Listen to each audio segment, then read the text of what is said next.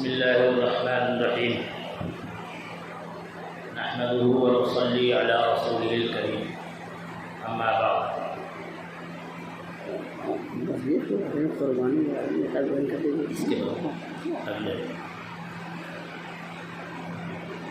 فأعوذ بالله من الشيطان الرجيم بسم الله الرحمن الرحيم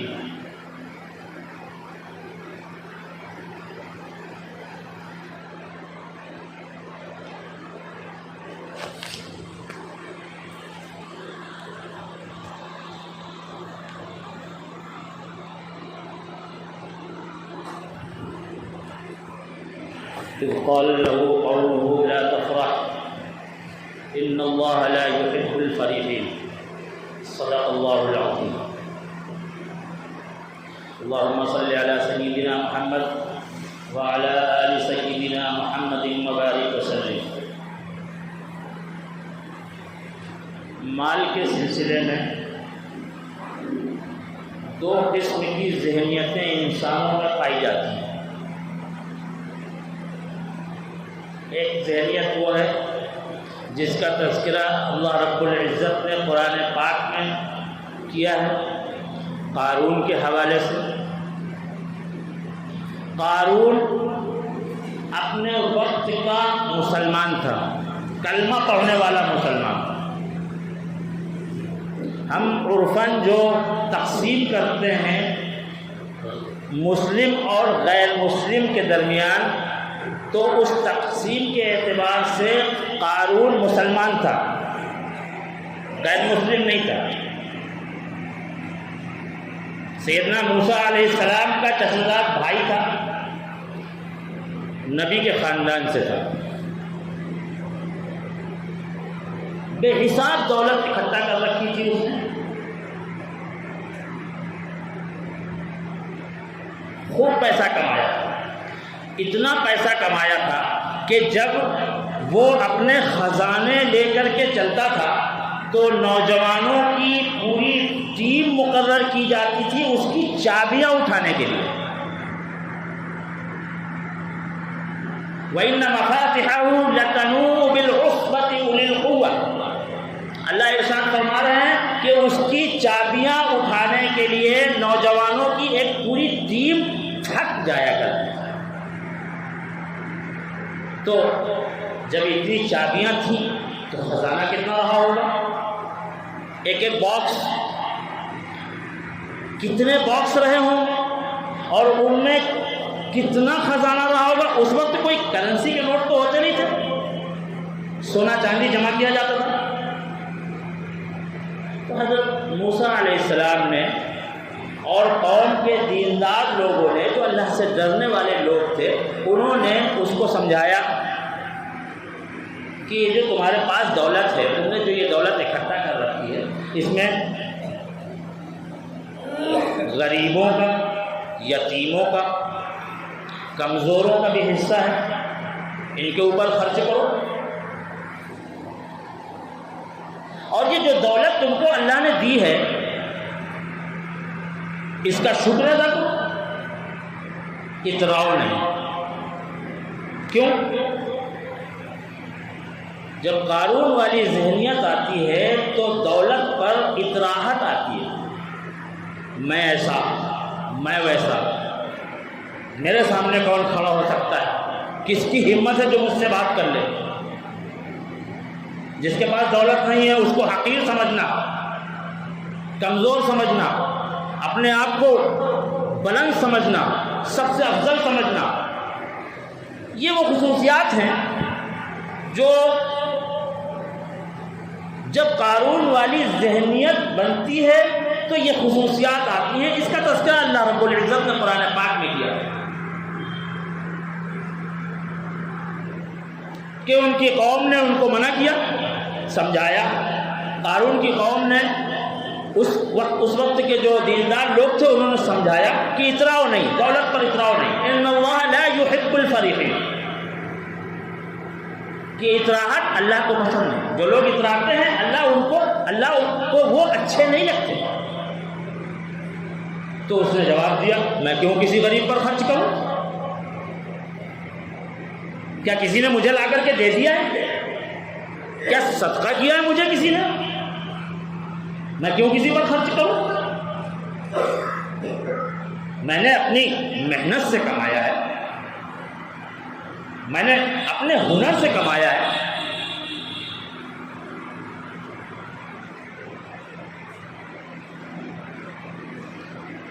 تو کیا نتیجہ نکلا؟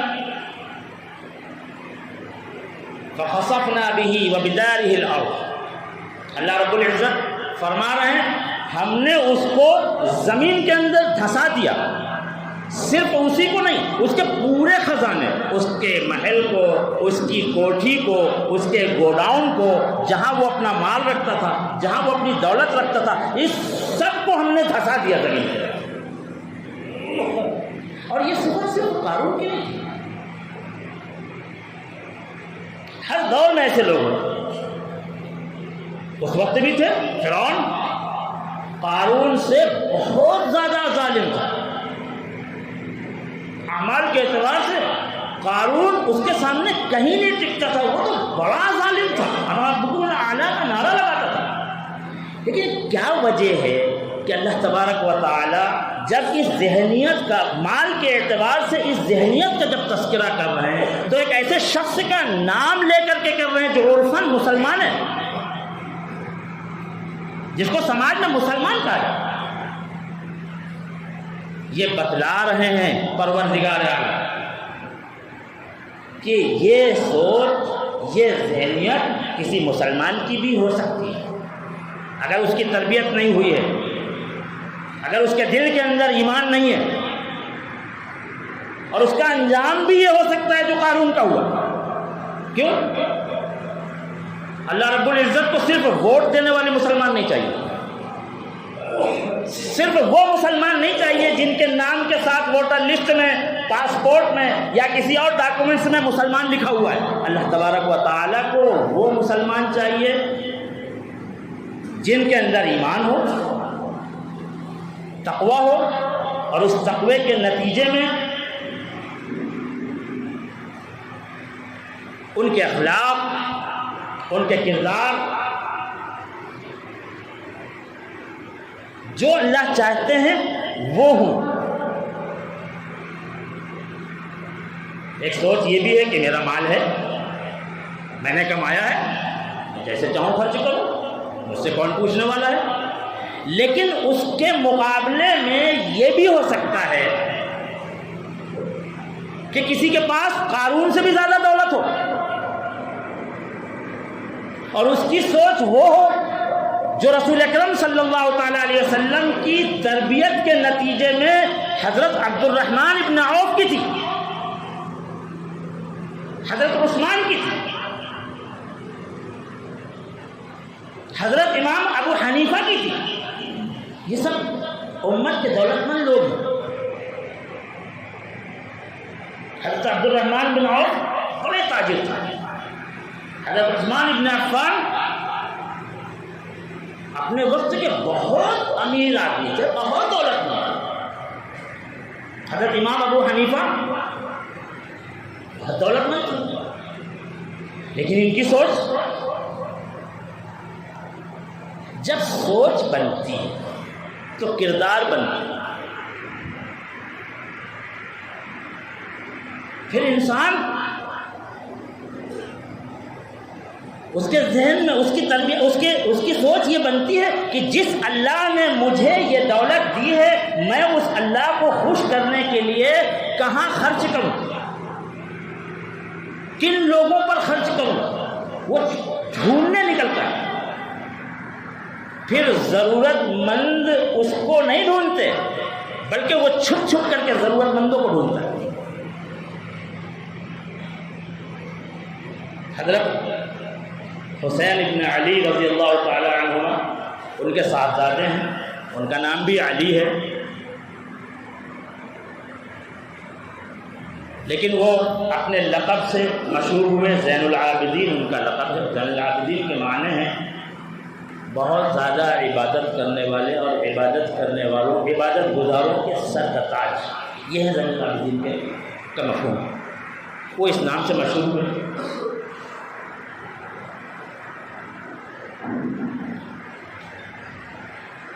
رسول اکرم صلی اللہ تعالیٰ علیہ وسلم کے خاندان سے تھے، ان کے گھر سے تھے، اہل بیت تھے، بے حساب دولت آتی تھی ان کے پاس، صحابہ کرام کو وسعت دی تھی، اللہ نے وسعت دے دی تھی،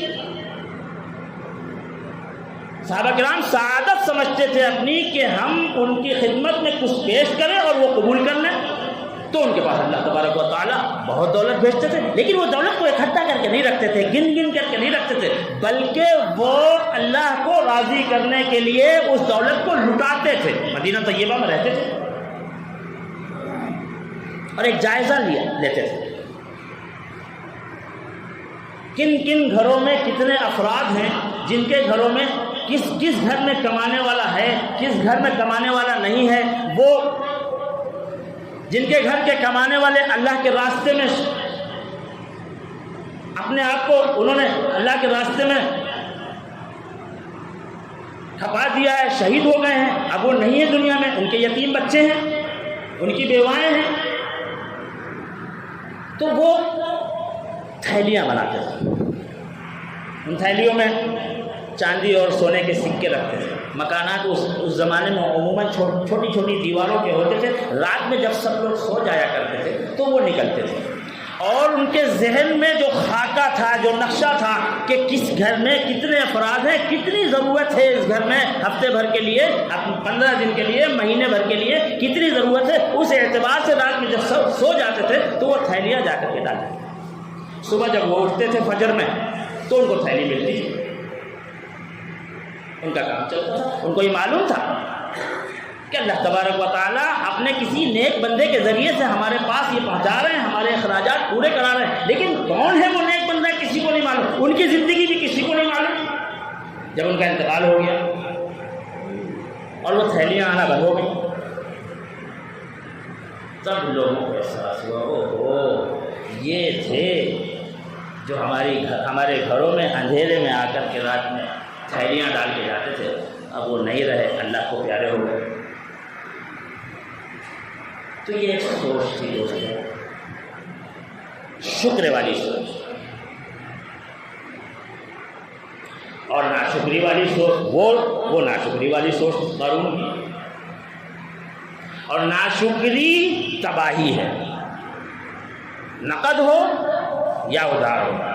اگر اللہ تبارک و تعالی دنیا میں ناشکری کے نتیجے میں مال نہیں بھی چھین لیتے اور کچھ مہلت بھی دے دیتے ہیں، تب بھی ناشکری سخت ترین اذیت ہے۔ دولت کے باوجود، مال کے باوجود نیند نہیں آتی، کروٹیں بدلتا ہے انسان، سخت بے چینی کا شکار ہوتا ہے، ڈر کر کے جیتا ہے، سہما ہوا ہوتا ہے، اور اس ڈر اور یہ خوف کے نتیجے میں نامعلوم کتنی بیماریاں اس کو گھیر لیتی ہیں، اور ایک شکر کی ذہنیت ہوتی ہے، شکر والی زندگی ہوتی ہے۔ تو شکر کی زندگی میں اطمینان ہوتا ہے، سکون ہوتا ہے، قلب کو ایک راحت میسر ہوتی ہے، اور اس اطمینان اور راحت کے نتیجے میں نامعلوم کتنی بیماریوں سے اس کی حفاظت ہوتی ہے۔ جب شکر کی زندگی آتی، زندگی کے اندر جب شکر آتا ہے تو زندگی میں برکت ہوتی ہے، بیماریوں سے حفاظت ہوتی ہے، فرشتے حفاظت کرتے ہیں، اس کے دنیاوی کام اللہ تبارک و تعالیٰ اس کے کاموں میں برکت دیتے ہیں۔ تو دو سوچیں ہیں، دو ذہنیتیں ہیں، ایک شکر والی زندگی اور ایک ناشکری والی زندگی۔ قرآن نے تفصیل سے قارون کا واقعہ نقل کیا ہے اور اپنے شکر گزار بندوں کے واقعات بھی نقل کیے۔ اللہ تبارک و تعالی ہم سب کی ناشکری سے حفاظت فرمائے، ناشکری والی سوچ سے حفاظت فرمائے، اور اللہ ہم سب کو شکر گزار بنائے۔ وآخر دعوانا الحمدللہ رب العالمین۔